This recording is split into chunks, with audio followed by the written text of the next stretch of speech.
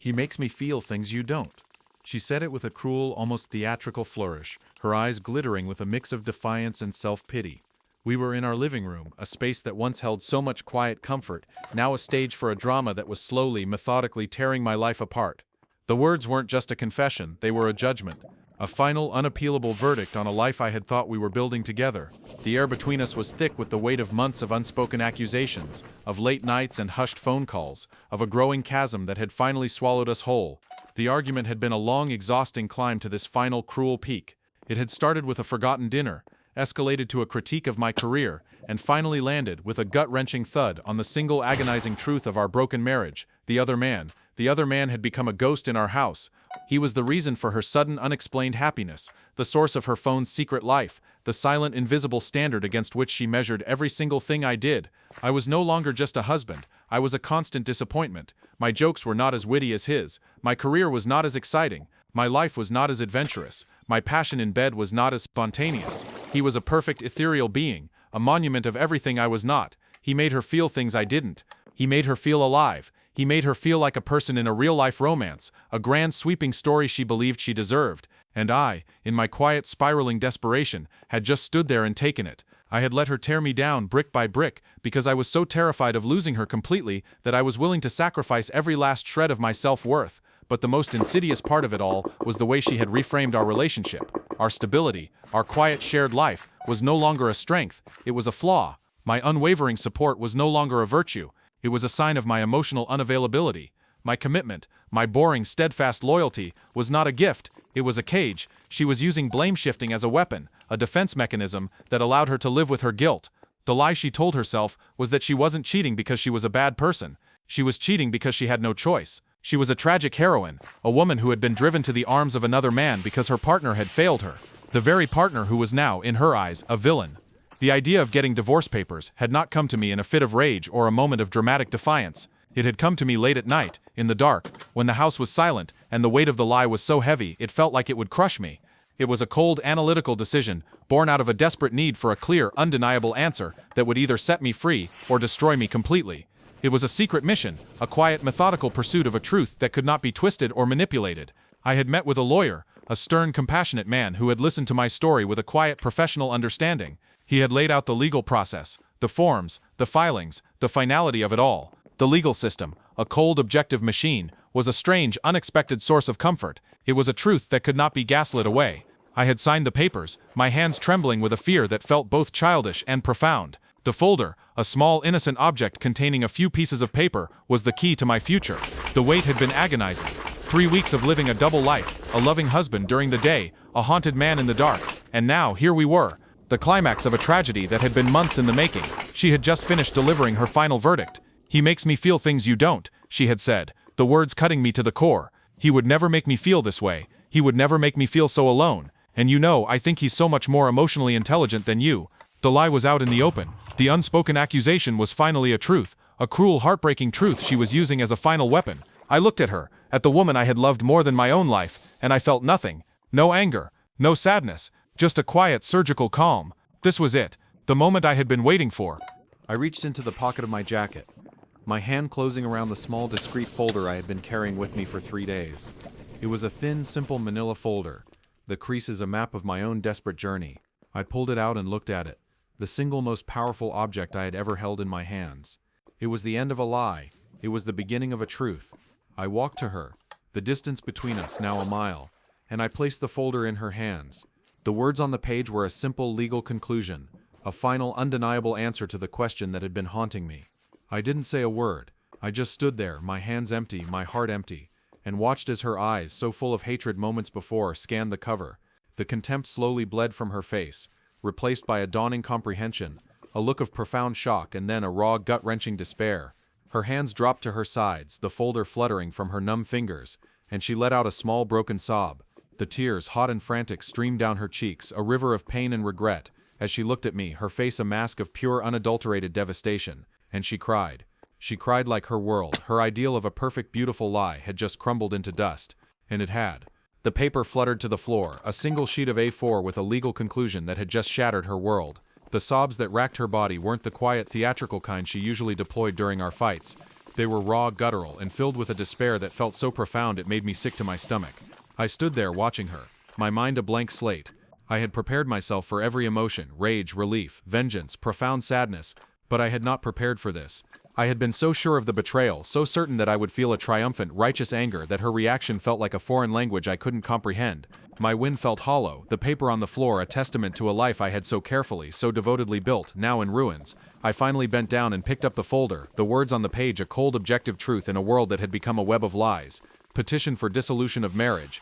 The words were a simple, legal conclusion, a final, undeniable answer to a question that had been haunting me for months. I looked at the folder, and then at her, and the words just tumbled out. "It's done, Anna," I said, my voice thick with a confusion that was rapidly overpowering the rage. "The lawyers have the documents, the papers are filed, we're done." Her sobs intensified, a sound of such complete and utter devastation that it made me want to cover my ears. She slid to the floor, her body curled into a ball, her hands covering her face. I knelt beside her, a strange paternal instinct overriding my years of resentment. "Anna," I said, my voice gentle, "what is it? What's wrong? Why are you crying?" She finally looked up, her face a mask of profound agony, her eyes wide with a look of incomprehensible shock. It's not possible," she choked out, her voice ragged. You can't." "I can," I said, holding the folder up as if it were a shield. And I did. "We're done." Her hands dropped from her face, and she looked at me with a desperate, frantic terror. "No, you don't understand," she sobbed. "You don't understand." She started to talk then, the words spilling out in a torrent of painful, broken confessions. She told me about the other man, a man she called Mark. She told me he was an escape from the mundane reality of our life, an escape from the stability that she now saw as a cage.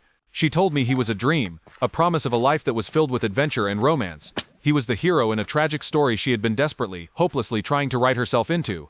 And I was the villain. I was the safe, boring, and predictable man who had kept her from living her real life.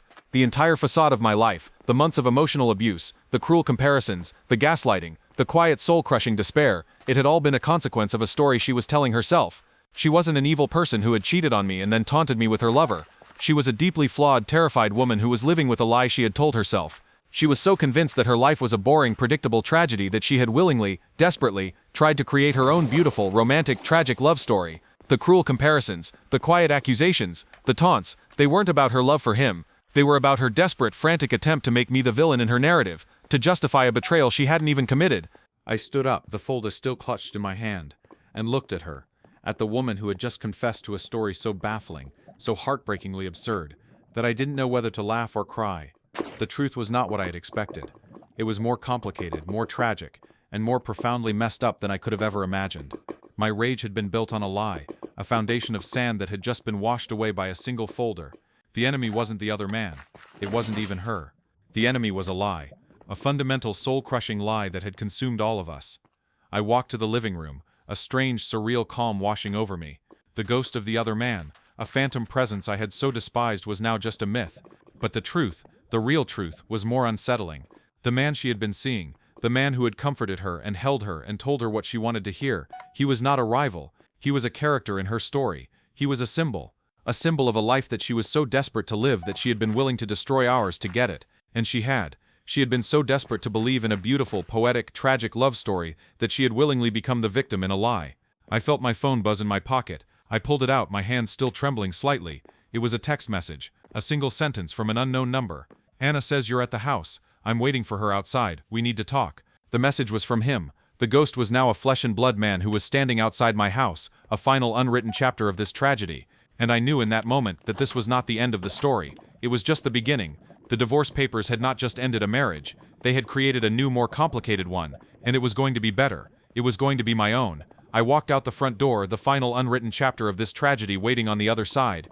He was standing there, the ghost that had haunted our marriage. He wasn't the impossibly perfect man she had described. He was just a man. He was tall, well-dressed, and he had a look of profound, unadulterated fear on his face. This was not the confident, arrogant lover I had imagined. This was a man who had just received his own verdict. He saw me, and his face paled, the kind of deep internal shock that comes from a betrayal so profound it rattles your bones. He was a deer in the headlights, and I was the one holding the gun. "You're Mark," I said, my voice a low, horrified whisper. "I can explain." I just stood there, my hands in my pockets, a strange, detached calm settling over me. I wasn't just a man who had been cheated on. I was a witness, an audience, and in that moment I realized that I held the power to end the performance. He was a pawn, just like me. He had a story that was a parallel to mine, a story that was just as convincing, just as heartbreaking, and just as full of lies. He finally broke, the weight of the moment so heavy it felt like it would crush him. "She told me you were emotionally unavailable," he said, his voice a low, ragged sound. "She told me you were a good man, a stable man, but that you were so wrapped up in your career that you had no time for her. She said she felt invisible, like a ghost in her own life.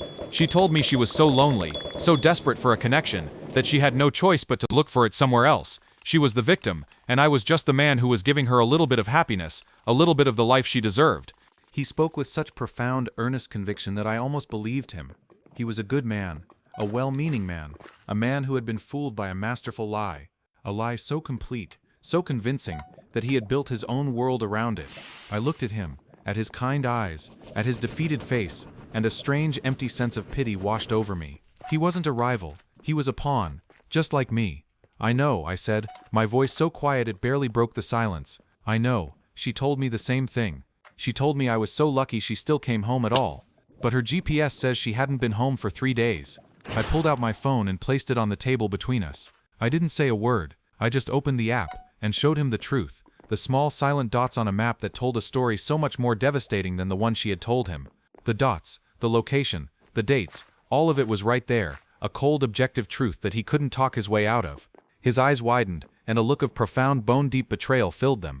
He looked from the screen to me, a man he had never met, and he finally understood. He wasn't the hero in a tragic love story. He was the side character in a manipulative, cruel play. He had been a part of a lie so convincing that he had believed it was the truth, and in a single devastating moment, his entire world had just crumbled into dust.